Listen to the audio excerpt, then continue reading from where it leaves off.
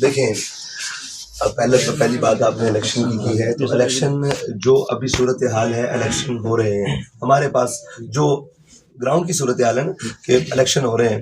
اگر الیکشن آگے جاتے ہیں تو ہم نے پہلے بھی کہا تھا کہ آئین کے مطابق الیکشن ہونے چاہیے اور لیول پلینگ فیلڈ نہیں دی گئی. آپ سیدھی بات کریں، پی ٹی آئی کی بات کریں، ہمیں کس بات کا خوف ہے؟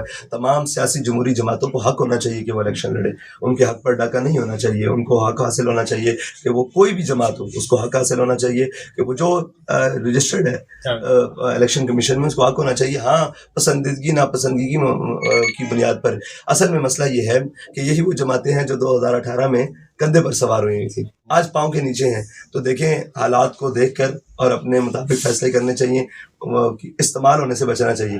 جب آپ استعمال ہوں گے تو آپ کو کوئی پھینک دے گا، تو آپ اپنی بنیاد پر، اپنے نظریے پر. اور وہی کام جو آج پی ٹی آئی کے ساتھ ہو رہا تھا پچھلے الیکشن میں، آپ کو پتا ہے کس جماعت کے ساتھ ہو رہا تھا، اور سیکھا کچھ نہیں ہے 5 سال میں. وہ جماعت پھر آ کر آج وہی حرکتیں کر رہی ہے. تو یہ سیاسی تمام جماعتوں کو بیٹھ کر سوچنا چاہیے کہ ہمیں پاکستان کے مستقبل کی بات کرنی چاہیے، اپنی لڑائیاں چھوڑ کر. یہاں صرف پسندیدگی اور ناپسندیدگی کی بات چل رہی ہے. دوسری آپ نے بات کی ہے کہ فلسطین کی. دیکھیں، فلسطین کے لیے پاکستانی قوم نے بہت درد اور بہت غصہ، غم و غصہ کا اظہار کیا ہے. لیکن مسئلہ یہ ہے ہماری قیادت کا، ہماری پاکستان کی پوری قیادت کا.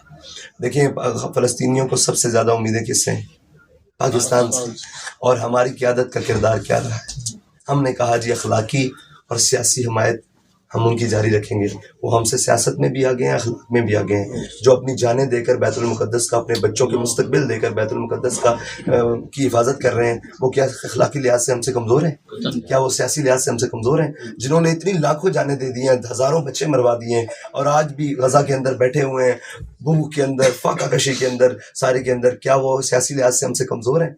بھائی، خون دے کر وہ آبیاری کر رہے ہیں فلسطین کی، تو وہ ہم سے سیاسی لحاظ سے کمزور نہیں ہے. مسئلہ یہ ہے، آپ یہ دیکھیں کہ پوری OIC سمیت پورے پاکستان اور تمام امت مسلمہ، یہ سب پاکستان مجرم نہیں ہے، تمام امت مسلمہ کے 57 اسلامی ممالک کے حکمران جنہوں نے ایک اسپرو کی گولی وہاں تک نہیں پہنچا سکے، رفح کا بارڈر کھلوا کر وہاں زخمیوں کے لیے ایک انجیکشن اور ایک پٹی نہیں پہنچا سکے. آپ ان کی حیثیت دیکھیں دنیا میں کیا ہے، ان کی بات سنتا کون ہے، ان کے افکار اور ان کے اقتدار کیا ہے. ان کو تو امریکی دورے یاد ہیں.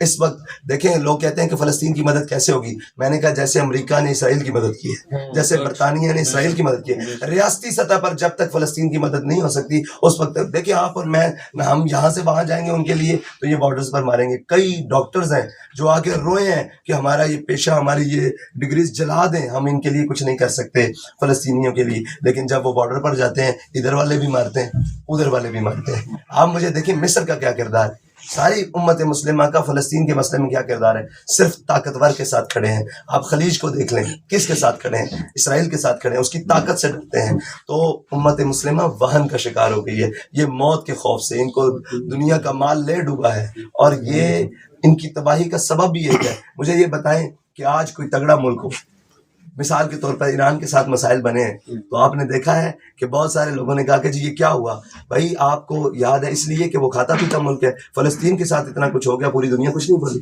آج خدا نخواستہ خاکم بدہن کوئی خلیجی ممالک یا سعودی عرب کے ساتھ کچھ ہوتا ہے، پوری امت مسلمہ کہے گی ہم حرمین کی حفاظت کے لیے ایک ہیں. مجھے یہ بتائیں کہ بیت المقدس کی حفاظت کے لیے کیوں ایک نہیں؟ اس لیے کہ وہ غریب ہیں، اس لیے کہ وہ مسکین ہیں، ان کے مقابلے میں طاقتور بڑا ہے، اس لیے. تو وہ قومیں تباہ ہو جاتی ہیں جو دیکھ کر فیصلہ کرتی ہیں کہ ہم نے کس کے ساتھ کھڑے ہونا ہے. یہ امت مسلمہ پوری کا امتحان ہے، صرف ایک نہیں، 2.25 ارب کا. تو یہ ایک درد کے پپولے ہیں جو بیان نہیں ہو سکتے، اور یہ وہ باتیں ہیں جو میڈیا دکھائے گا بھی نہیں.